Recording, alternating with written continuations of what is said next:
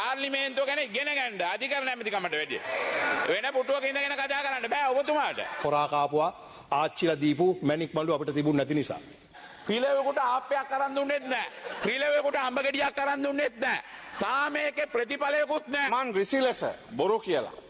තමන්ට කැමති ලෙස බොරු කියලා සමාජයේ නොමග යවලා වදන්ත දමරදින තමයි වැඩියෙන්ම මේ බඩු වලට වැඩියෙන්ම සම්බන්ධ මිනිස්සයා. නෑ ආයි මම ඔබතුමා මේ කතාවට බාධා කරන්න එපා අධිකරණ ඇමති. ඔබතුමාට ওই පුටුවේ ඉඳන් කතා කරන්නත් බෑ.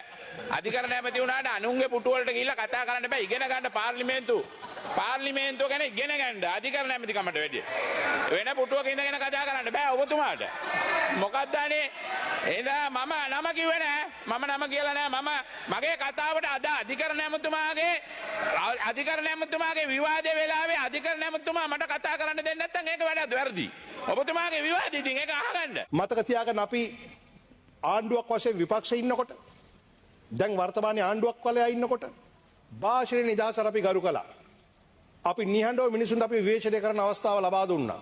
හැබැයි අපේ තියෙන නීතිගරුක බව අපේ තියෙන නිහතමානීත්වය කවුරුන් හෝ නිවටකමක් ලෙස කල්පනා කරලා අපිට කටයුතු කරන්න එනවා නම් ඒවාට පිළිතුරුත් ඉතාම ඉක්මනින් නීතිය හරහාම දෙන්න අපි සූදානම් බවත් මෙතන කිව යුතුයි. ඔබතුමා ටිකක් එදා සැර වෙලා චූන් වෙලා පළාත් පාලන ආයතන පිහිටවන හින්දා චූන් වෙලා ඔබතුමා චූන් එකට කිව්වා.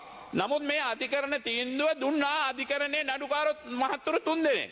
ඒ නඩුකාර මහත්තුරු 3 දෙනාගේ ත්‍රෙඩි ඔබතුමා ගැලෙව්වා. මොකද මේක ආණ්ඩුවේ අධිකරණ නැති වෙන මිනිහෙක් කිව්වනම් කමන්නේ නැහැ. වෙන කවුරු හරි කිව්වනම් කමන්නේ නැහැ. අවුරුදු 25ක් මගේ පවුල් නඩත්තු කරේ කන්න බොන්න දුන්නේ ඒ අධිකරණ සේවයෙන් හම්බ වෙන සල්ලි වලින්. එහෙම නැතුව කාගෙන්වත් හොරා කාපුවා ආච්චිලා දීපු මැණික් මලු අපිට තිබුණ නැති නිසා. එතකොට අපි දන්නවා ඒ අධිකරණයට ගරු කරන්න ඕන හැටි. ඒක නිසා මගේ ප්‍රකාශයෙන් කොටසක් සංස්කරණය කළා දාලා ලියවිල්ලක් ලියලා ඒ අසත්‍ය ප්‍රකාශයට උඩගෙඩි දෙන්න try කරලා තියෙනවා. නමුත් ඒ විනාඩි 9න් බැලුවොත් අඩු වෙන 6 වෙනි විනාඩියේ ඉඳලා මම ඒක කතාව තේරෙනවා. ඊළඟට මේ උසාවියේ නඩුකාර තුමාලා දීපු තීන්දුව ඒ උසාවිය හැල්ලුවට ලක් කළා. මෙයාට ජම්පර් අන්දනෝමයි. SP දිසානායක ජම්පර් ගැහුවා. රංජන් රාමනායක ජම්පර් ගැහුවා උසාවියට විරුද්ධව කතා කළා. ඔයාට කවදා හරි දවසක ඔය ටීවී එකේ තියෙන රෙකෝඩ් අරන් ඔයාට ජම්පර් රන්දන එක අන්දනෝමයි. අන්න ඒක තියාගන්න. ඔයා තමයි පළවෙනියට ජම්පර් ගහන්නේ. විනාඩි 9ක් කතා කරපු එක විනාඩි 1මාරක එඩිට් එකක් දාලා තියෙන යම් ටෙලිවිෂන් නාලිකාවකින්. ඒක සම්පූර්ණ අසත්‍ය කතාවක් වෙතුමා කියන්නේ. ඒක කොයිම ආකාරයකවත් අධිකරණයට අපහාස කිරීමක් කළා නැහැ. මම අධිකරණයට අපහාස කළා තියෙනවා නම් ඒක පැමිණිලි කරන්න තැන් තියෙනවා. මා කලින් කිව්වා වගේ මේ විපක්ෂයේ බොරු වලට මිනිසුන් ඉඩ දෙන්න හොඳ නැහැ. හැබැයි මේ රිලා ඇමති ලක්ෂ 100කට වැඩිය රිලා උඩ වියදම් කරලා අද රිලවෙකුට අඹ ගෙඩියක් දෙන්න බැරි වුණා.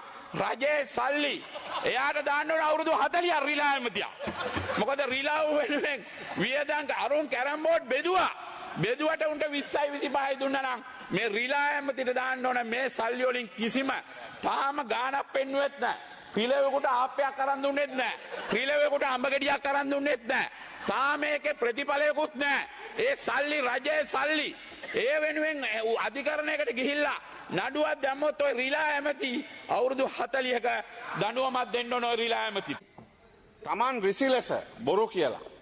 තමන්ට කැමති ලෙස බොරු කියලා සමාජයේ නොමග යවලා ඇත්ත හෙළිදරව් වෙනකොට ඇත්ත හෙළිදරව් නෙමෙයි ඇත්ත හොයන්නේ නැතුව තමන්ගේ ඒජන්තයෝ තමන්ගේ නියෝජිතයෝ බොරු කිව්වහම අන්නේ බොරු අරන් දුවලා අවසානයේ ඇත්ත මොකද්ද කියලා අඩුම ගානේ විමස ගන්න තිබුණානේ. පාර්ලිමේන්තු මන්ත්‍රීවරයෙක් හිටපු පක්ෂ ලේකම්වරයෙක් නේද? මේවා දැන් අපි ලියාගෙන හදාගෙන පිළිවෙලට ඉන්නවා. මොකද වැඩියෙන්ම මම කියනවා වැඩියෙන්ම ඊළඟ කවදාරි දවසක වැඩියෙන්ම ජම්පරේ නැත්තම් වැඩියෙන්ම නඩු කන්නේ වසන්ත සමරසිංහ.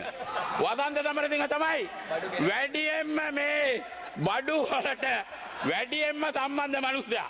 අර ටයර් කම්පැනි මිනිස්සු එළියට බැලලා කිව්වේ ඩීල් වසන්ත කියලා. වැලිගම ටයර් කම්පැනි මිනිස්සු එළියට බැලලා කිව්වේ මොකද්ද? හැම නාලිකාවකම ගියා. ඩීල් වසන්ත අපිට එපා කියලා කිව්වේ. වැඩියෙන්ම ඉස්සලම යන්න දෙන්නේ මේ හිරේ යන්න දෙන්නේ මම කියලා. මං අභියෝග කරනවා විපක්ෂයට. පුළුවන් නම් එක පැමිණිල්ලක් මට විරුද්ධව එක පැමිණිල්ලක් දාන්න.